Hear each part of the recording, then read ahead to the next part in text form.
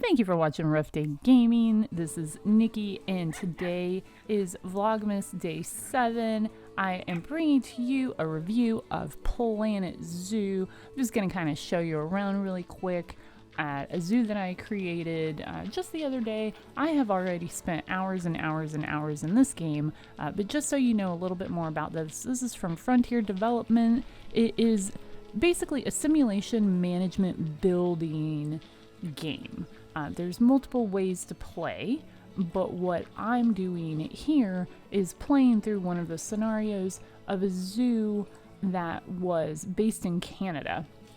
And I had to build up the zoo basically from scratch, which is kind of what you do in franchise mode.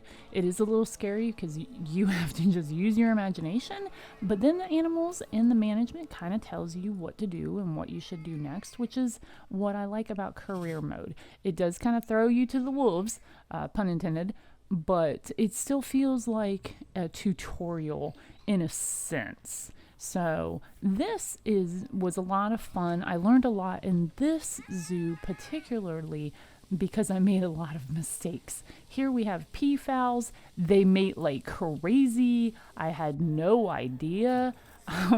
And these are the things that you want to, the steps that you want to make. If you hit bronze, you can go ahead and you can move on to the next career mode if you enjoy career mode. So they're relatively easy to open up that bronze and to move on. And as you can already see, there's multiple things that you want to achieve while you're growing your zoo. You want to research different aspects about the animals, different mechanics, so you can build different buildings. Here we're looking at an exhibit that I created, which I actually love because I love weird little strange animals. I absolutely love this.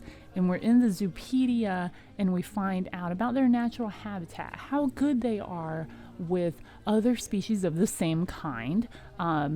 We find out a little bit more about the animal as well, male or female, how old they are, their health, their longevity, how much it's going to cost to adopt them. The exhibits are probably the easiest thing to maintain expense-wise, but they're also kind of fun. Who has, like for instance, a giant tiger land snail just hanging around?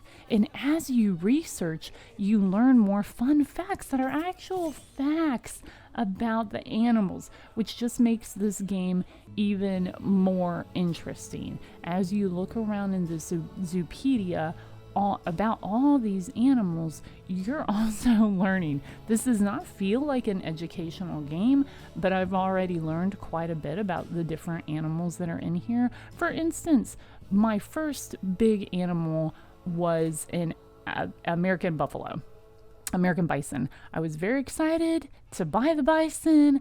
I bought 2 males and a female. Immediately, the bison started fighting. I was so upset. They hurt each other. I even have a screenshot of my buffalo in the vet being cured. It was terrible. I wanted to cry. I know most people probably don't have that much empathy towards a game, but it does make you feel like you are creating this zoo. These are animals that you have adopted or animals that are born in your zoo. So it's even more precious to you. It is your zoo, which I think is really fun aspect of this game. You can use as much of your imagination as you want, or there are also player-made habitats that you can go to Steam and you can borrow. I think that this game has not been out very long, but there are very many people that absolutely love Frontier Developments and have been around playing Planet Coaster for quite a long time, so they enjoy building habitats and whatnot that you can go and borrow off of Steam, which I have done. And I feel like I'm a creative person, but when it comes to this kind of game, it is hard when you have a blank surface to be imaginative. So I absolutely love that players are sharing their hard work. This is not easy, creating an entire environment from scratch. So I just think that's amazing. If you're interested in the game, it's $44.99 on Steam right now. The deluxe edition does have 3 different animals that you can buy that come with it.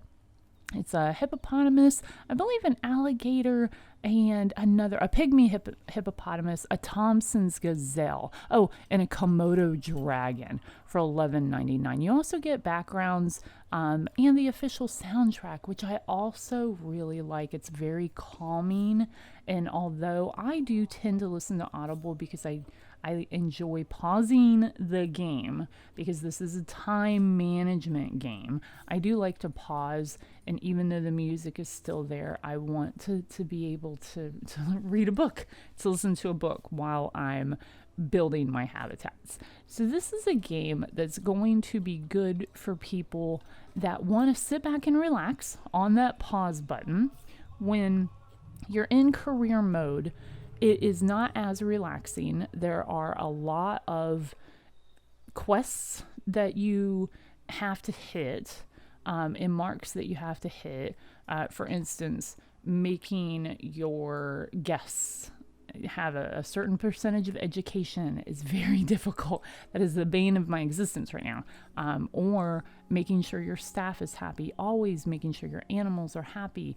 All of these things put together can make it a little more difficult. Again, this is video of my first couple of times in here, just kind of trying to come up with something from scratch, just having fun building habitats, getting used to the controls in the game, which are extremely difficult. That's my main complaint about Planet Zoo and Planet Coaster. The controls are crazy, but after playing this for hours and hours on end, I jumped into WoW the other day and I did not know how to move my character in WoW. So you definitely get used to it. So it is a fun game if you, again, enjoy using a little bit of your imagination. In the franchise mode, it is a blank slate. So if you don't want to use your imagination, again, there are player-made things that you can go out and you can grab for free, which makes it even better. And there are a ton of people that have wonderful tutorials out there that will teach you not only how to play the game, but also how to build the habitats. I think that it's a ton of fun. As a matter of fact, this review is a lot longer than most of my other Vlogmas reviews because there is so much that you can talk about in Planet Zoo. I've been playing this for I think 2 weeks now, and all I want to do is talk about Planet Zoo. I love it that much. So I guess this is kind of a no-brainer. I'm trying not to fangirl too much here, but in the Vlogmas Buy or Deny, I'm pretty sure it's quite obvious that this one is going to be a buy.